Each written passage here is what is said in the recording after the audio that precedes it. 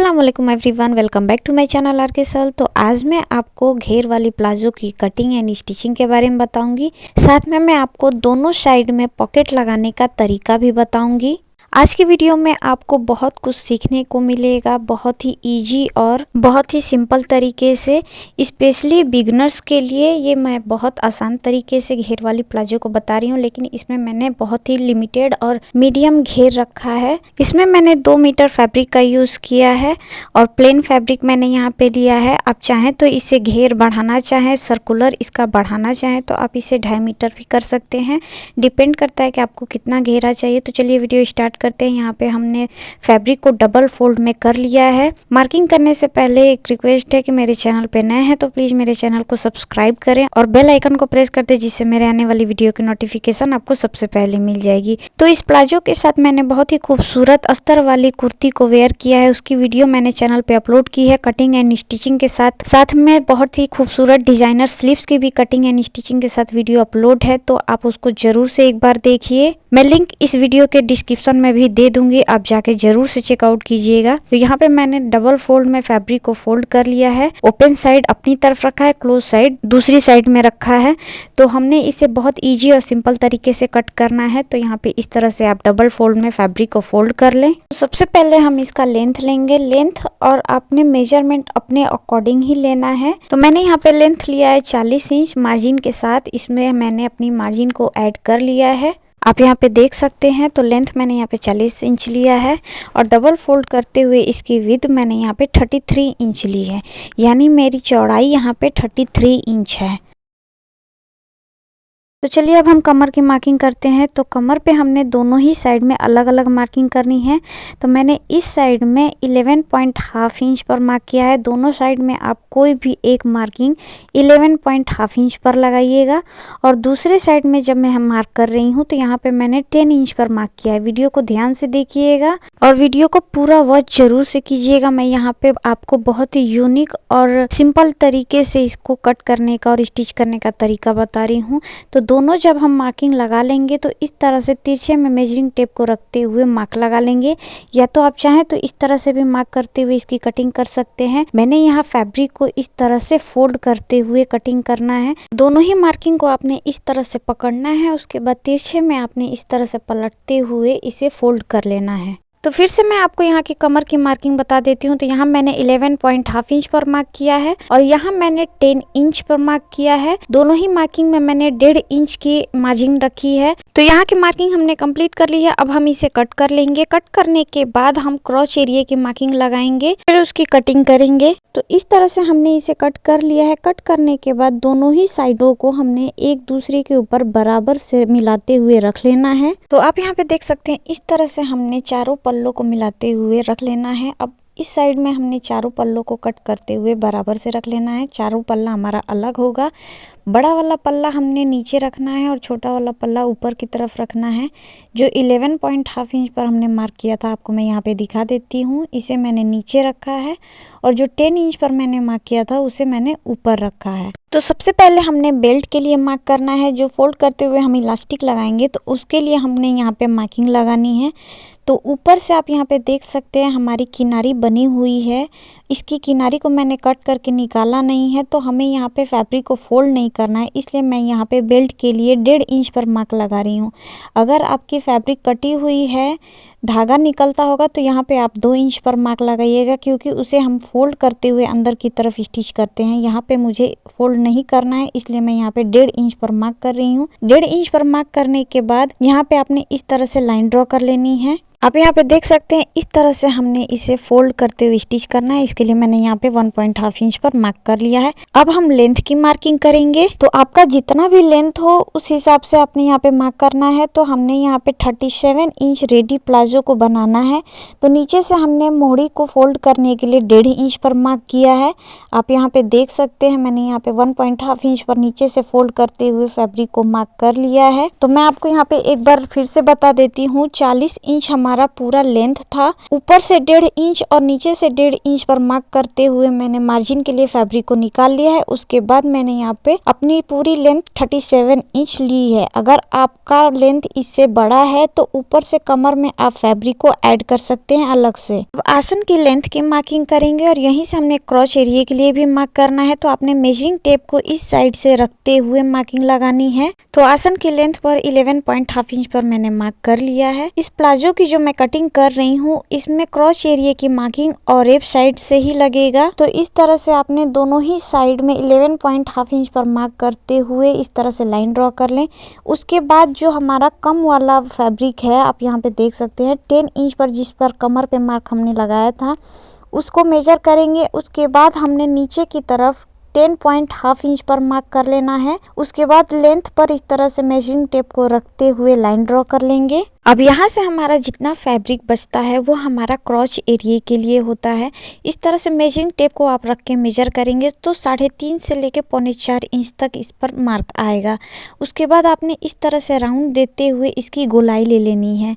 इसकी गोलाई लेने के बाद हम इस तरह से इसे कट कर लेंगे। मैं पहले ऊपर वाली फैब्रिक को कट कर रही हूँ जो हमने छोटा फैब्रिक रखा था। उसके बाद नीचे वाली फैब्रिक पर सेम इसी तरह से आपने मार्क करना है। उसके बाद आपने इसे कट कर लेना है। आप चाहें तो इसे दोनों एक साथ कट कर सकते हैं लेकिन इसकी फिनिशिंग के लिए मैंने इसे अलग अलग कट किया है। इसकी राउंड की मार्किंग बिल्कुल परफेक्ट आनी चाहिए क्योंकि क्रॉच एरिया से ही हमारे प्लाजो में फिनिशिंग आती है। मार्क करने के बाद इसे भी हमने कट कर लेना है। आपने यहाँ पे ध्यान दिया होगा कि जो बेल्ट के लिए हमने मार्किंग लगाई है 1.5 इंच उसे छोड़ते हुए ही मैंने नीचे से आसन की मार्किंग लगाई है। कभी भी आपने बेल्ट के ऊपर से मार्किंग छोड़ते हुए ही आपने यहाँ पे मार्किंग लगाना होता है। अगर आपके बेल्ट के लिए फैब्रिक नहीं है तब आप टोटल फैब्रिक लेते हुए आसन पे मार्क लगाइएगा। अगर बेल्ट के लिए फैब्रिक है तो ऊपर से बेल्ट का फैब्रिक छोड़ते हुए ही आपने मार्किंग लगानी है। अब यहाँ से हमने नीचे से फैब्रिक को बराबर करना है।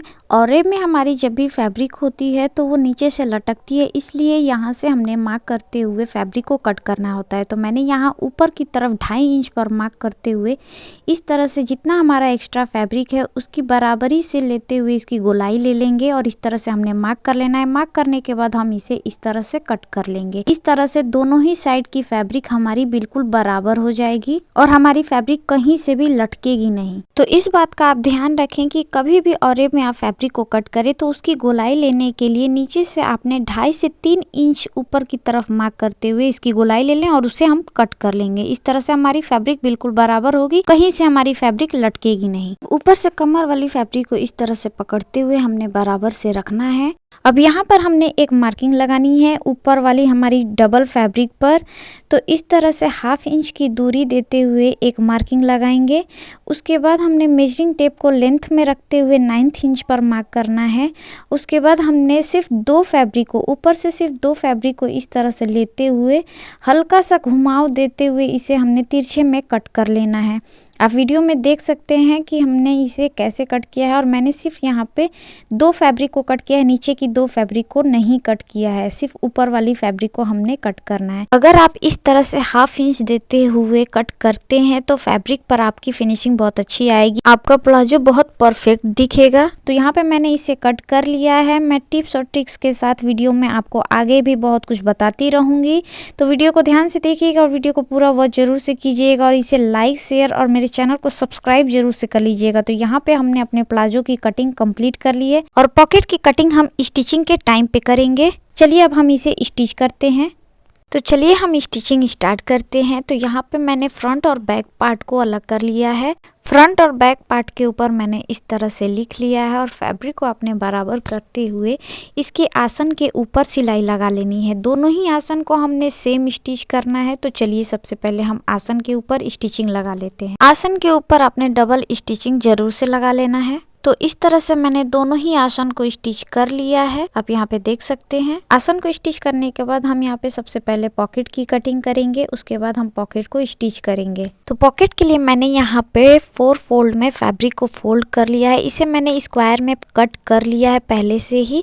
मैं आपको इसका मेजरमेंट बता देती हूँ और स्टिचिंग के बाद हम इसमें इसकी थोड़ी सी कटिंग करेंगे। तो हम यहाँ पे सबसे पहले स्क्वायर में 4 फोल्ड में फैब्रिक को फोल्ड करते हुए 7 इंच पर मैंने इसकी चौड़ाई ली है और और लेंथ मैंने यहाँ पे 15 इंच ली है।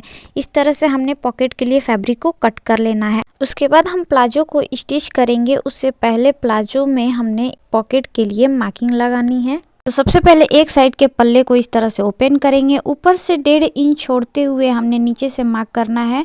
तो 2 इंच नीचे से हमने पॉकेट लगाना है, तो यहाँ पे हमने 2 इंच पर मार्क कर लिया। 2 इंच पर आपने मार्क करने के बाद उसके बाद से 6 इंच पर हम मार्क करेंगे और उसके बाद हमने हाफ इंच पर इस तरह से मार्क करना है। नीचे भी हाफ इंच पर इस तरह से मार्क लगाते हुए लाइन ड्रॉ कर लेनी है। इसे हमने बॉक्स बना लेना है।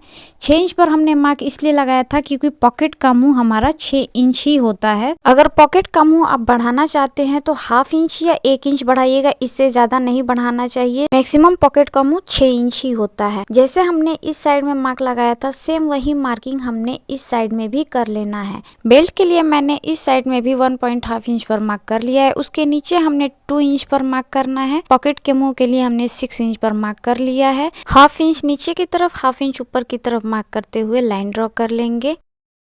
अब अपने पॉकेट के लिए जो हमने फैब्रिक को कट किया था वो मार्किंग के ऊपर लगा लेंगे, अपने प्लाजो के ऊपर। और जो मार्किंग हमने प्लाजो के ऊपर लगाया तो सेम वही मार्किंग हमने पॉकेट के ऊपर भी लगा लेना है। उसके बाद फैब्रिक के ऊपर पिन अप कर लेंगे जिससे हमारी फैब्रिक इधर उधर ना हो। अब जिस तरह से हमने इसे मार्क किया है, सेम मार्किंग के ऊपर स्टिचिंग हमने लगा लेना है। आप यहाँ पे देख सकते हैं इस तरह से हमने इसके ऊपर स्टिचिंग लगानी है। हमने यहाँ पे इसे स्टिच कर लिया है। अब सेम इसी तरह से हमने दूसरे साइड में भी फैब्रिक को लगाते हुए स्टिच कर लेना है। दूसरे साइड में भी हमने स्टिचिंग लगा ली है। अब जब हम स्टिच कर लेंगे उसके बाद इस तरह से तिरछे में मार्क करेंगे। वीडियो को यहाँ पे ध्यान से देखिएगा।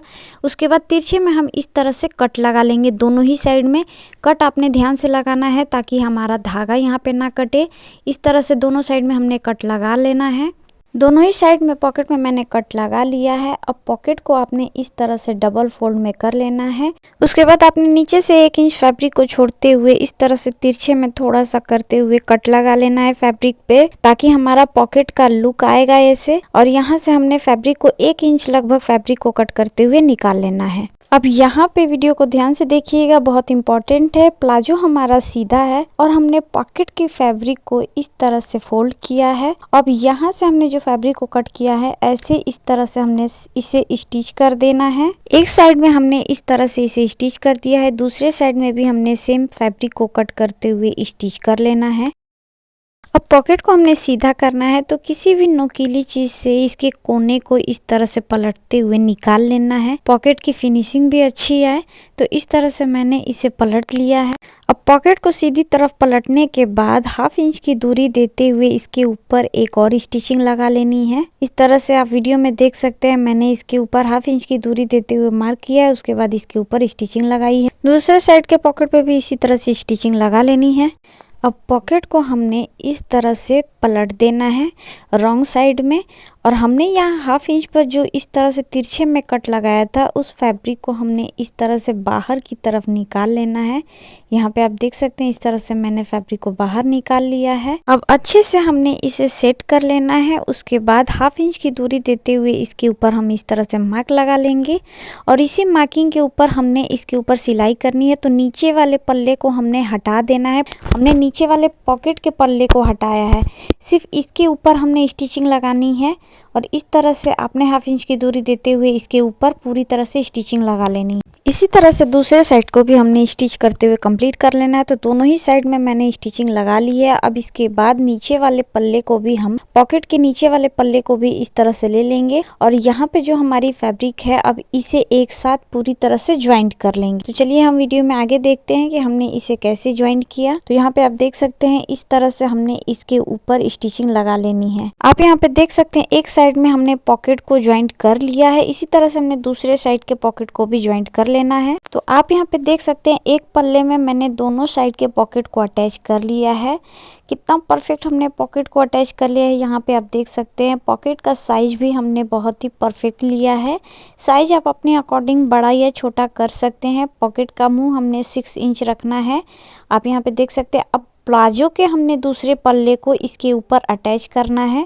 उससे पहले हमने पॉकेट के ऊपर जो कमर के पास हमारी पॉकेट है इसे हम स्टिच कर लेंगे ताकि हमारी पॉकेट नीचे की तरफ लटकेगी नहीं। अगर आप बिल्कुल ऊपर से बेल्ट के पास से पॉकेट को इस तरह से लगाते हैं तो आपका पॉकेट किसी भी वेट को संभाल लेगा। आपके पॉकेट में कुछ भी रखने पर आपका पॉकेट नीचे की तरफ लटकेगा नहीं, उसका वेट संभाल लेगा। तो इस तरह से कमर के ऊपर से ही मैंने पॉकेट को लगाया है। तो इस तरह से हमने इसे स्टिच कर लेना है ताकि हमारी फैब्रिक नीचे की तरफ लटके ना और इधर उधर भी ना हो। अब इसके ऊपर दूसरे पल्ले को इस तरह से हम लगाएंगे और यहाँ से हमने साइड से जॉइंट कर देना है। ध्यान रहे हमने ऊपर वाले पॉकेट को स्टिच नहीं करना है, नहीं तो पॉकेट का मुंह क्लोज हो जाएगा। हमने नीचे वाले पल्ले को ही साथ में लेते हुए स्टिच करना है।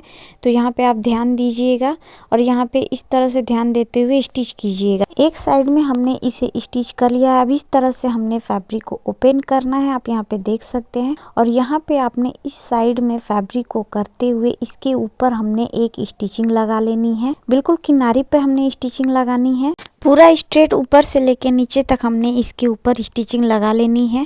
आप यहाँ पे देख सकते हैं इसी तरह से मैंने दूसरे साइड के भी पल्ले को भी अटैच कर लिया है। उसके ऊपर मैंने किनारी पर स्टिचिंग लगा ली है। आप यहाँ पे देख सकते हैं पॉकेट की फिनिशिंग कितनी परफेक्ट है और दोनों साइड में मैंने इसे स्टिच कर लिया है।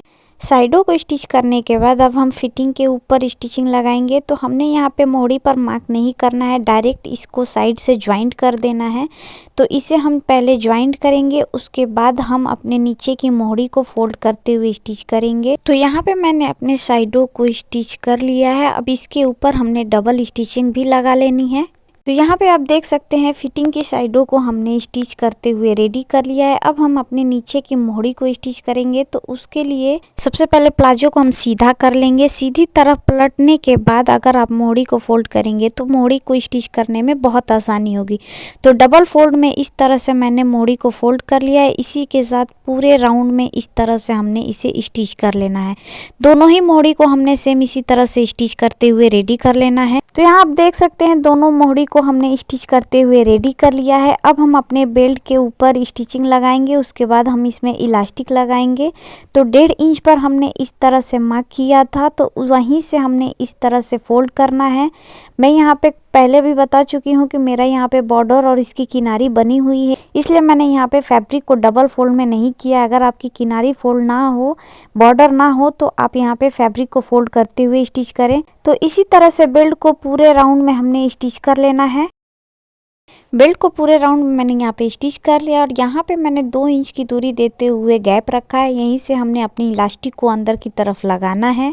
तो सबसे पहले हमने इलास्टिक को कट करना है। तो उसके लिए सबसे पहले हम मेजरमेंट लेंगे। तो पहले हम अपने प्लाजो के बेल्ट को मेजर करेंगे। तो यहाँ मैंने मेजर किया तो 18.5 इंच आ रहा है। इसमें हम 3 इंच ऐड करेंगे तो 21.5 इंच हमारी इलास्टिक होनी चाहिए। और हाफ इंच एक्स्ट्रा मैंने यहाँ पे इसे इस तरह से अटैच करने के लिए एक्स्ट्रा मार्जिन के लिए लिया है। तो इलास्टिक को पिन की मदद से हम अपने प्लाजो में इस तरह से लगा लेंगे। इलास्टिक को लगाने के बाद एक दूसरे के ऊपर इस तरह से रखते हुए इसके ऊपर 2 से 4 बार स्टिचिंग लगा लें। इलास्टिक लगाने के बाद 2 इंच जो हमने गैप छोड़ा था हम उसे पहले स्टिच कर लेंगे। अब बेल्ट को आपने बराबर कर लेना है पूरी तरह से इलास्टिक को, और इस तरह से बिल्कुल बीच में आपने इलास्टिक के ऊपर एक और स्टिचिंग लगा लेनी है। इस तरह से स्टिच करने से हमारी इलास्टिक पलटती नहीं है। अगर हम इस तरह से स्टिच नहीं करेंगे तो हमारी इलास्टिक बीच बीच में पलट जाती है। इसके ऊपर स्टिचिंग लगाने के बाद हमारी प्लाजो पूरी तरह से रेडी हो चुकी है। बहुत ही इजी तरीके से और बहुत सिंपल तरीके से मैंने दोनों साइड में पॉकेट लगाने का तरीका और बहुत आसान तरीके से प्लाजो को कट करने का और स्टिच करने का तरीका बताया है। आई होप आज का मेरा ये वीडियो आपको पसंद आया होगा। आज का मेरा ये वीडियो आपको कैसा लगा मुझे कमेंट करके ज़रूर बताइएगा। और थोड़ा भी आपको मेरा ये वीडियो पसंद आया हो तो इसे लाइक, शेयर और चैनल को सब्सक्राइब जरूर से कर लीजिएगा। इस तरह के टिप्स और ट्रिक्स के साथ मैं अपने चैनल पे वीडियोस लेके आती रहती हूँ, इसलिए मेरे चैनल को सब्सक्राइब जरूर से कर लीजिएगा। और भी प्लाजोस की वीडियोस मेरे चैनल पे अपलोड हैं, बहुत ही इजी तरीके से। डिज़ाइनर हो, स्ट्रेट प्लाजो हो, तो हर तरह के प्लाजो को मैंने चैनल पे अपलोड किया है। नहीं देखा है तो आप जाके उसे ज़रूर से देखिएगा। इस वीडियो के डिस्क्रिप्शन में भी मैं उसका लिंक ज़रूर से दे दूँगी। और आपको इससे जुड़े कोई भी क्वेश्चन करने हो तो आप मुझे कमेंट ज़रूर से कीजिएगा। मिलते हैं अगली वीडियो में। Thank you for watching. Allah हाफिज़।